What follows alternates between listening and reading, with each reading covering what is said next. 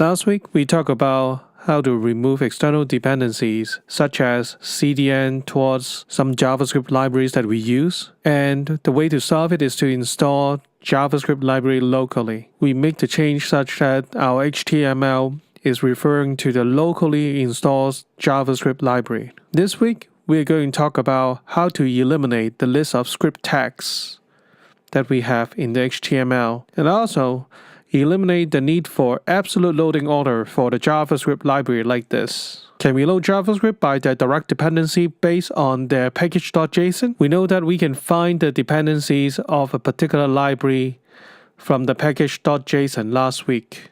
From the package.json of Bootstrap, we know that jQuery and popper.js is the peer dependencies of the Bootstrap library.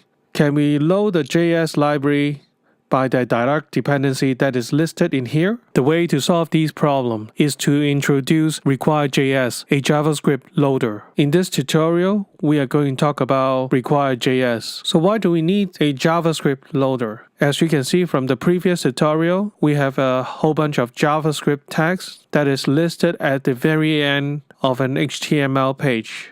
For example, if we would like to use Bootstrap library, we will need to list out the JavaScript that we need in a particular order. In this particular case is the jQuery.js first, and then popper.js, and then bootstrap.js. If we move the bootstrap.js on top of the popper.js or jQuery.js script tag, this HTML will not work because Bootstrap depends on popper.js and jQuery.js.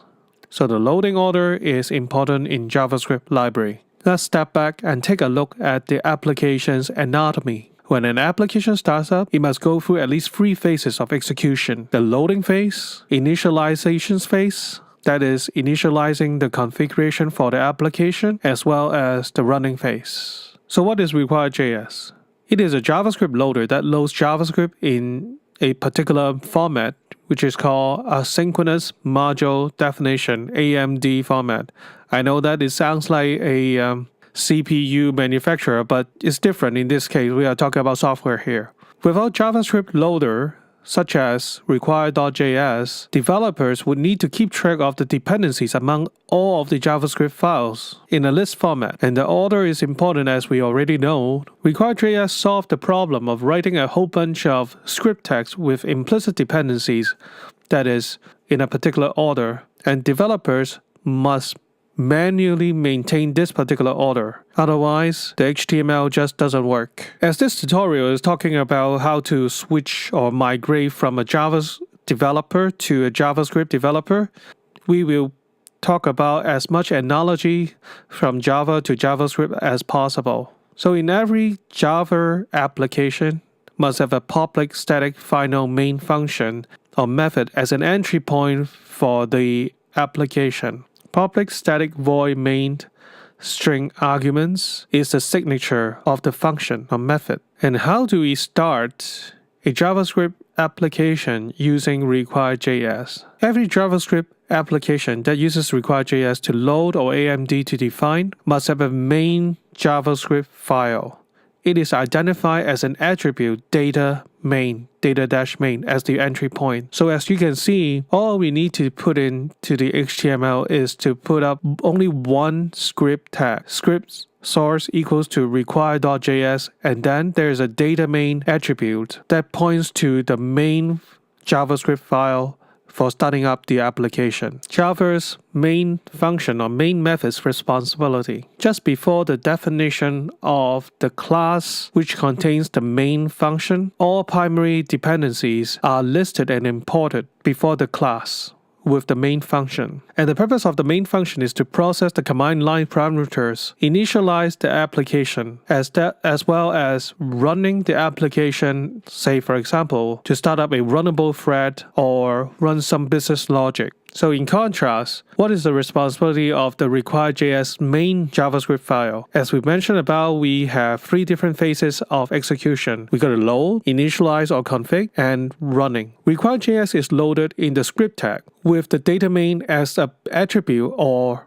parameter in the HTML file. And the way to configure require.js is to specify require.config or require.js.config in the main.js file that is specified in the data main attribute. After require.js is being configured, we'll run the require.js. The way to run the require.js is to set up a function called require. And there are two parameters that is needed for the require function. The first parameter is an array of dependencies. So we list out all the primary dependencies, the top level dependencies of this application in this array. Notice that the order of dependency is important as it is the order of injection in the second parameter. This starts up all the needed JavaScript modules, the AMD modules, before running the function that is defined as the second parameter of the require function. Let's talk about how do we configure require.js.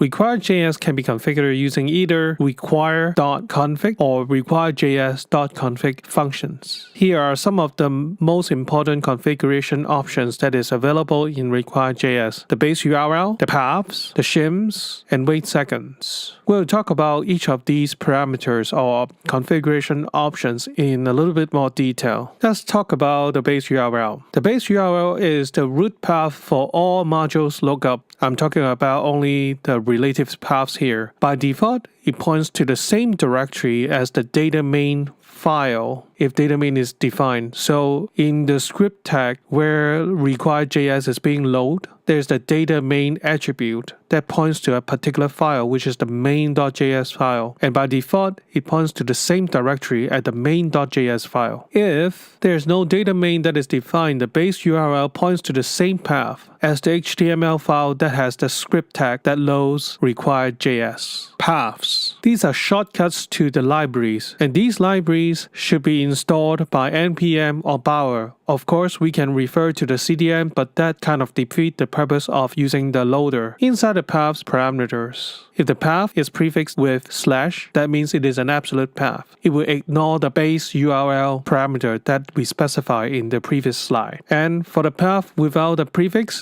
/, that means it is relative path. And this path will be append to the base URL path that we discussed in the previous slide. SHIM. So what does SHIM do in require.js? Well, it has two responsibilities. One is to declare the dependencies among the libraries using the depth keyword. That means, say for example, if Bootstrap depends on jQuery and Popper.js, then within the shims, when we define the Bootstrap.js, we need to define jQuery as well as Popper.js as is dependencies. The second thing that we can define in here is the global variable for accessing this particular library using the export keywords. Say for example, if we would like to use jQuery with the $, we can export the jQuery library with the exports keyword pointing to $. How do we initialize a JavaScript application? Let's take a look at how Java, as we try to use as much Java's analogy as possible. Let's take a look at Java's main function.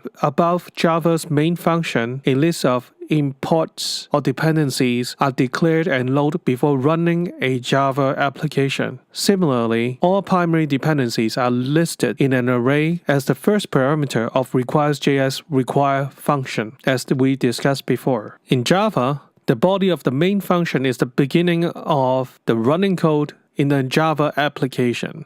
By the same token, in a require.js JavaScript application, the body of the function as the second parameter of the require function is the beginning of the running code in a JavaScript application. So they are very similar in a way.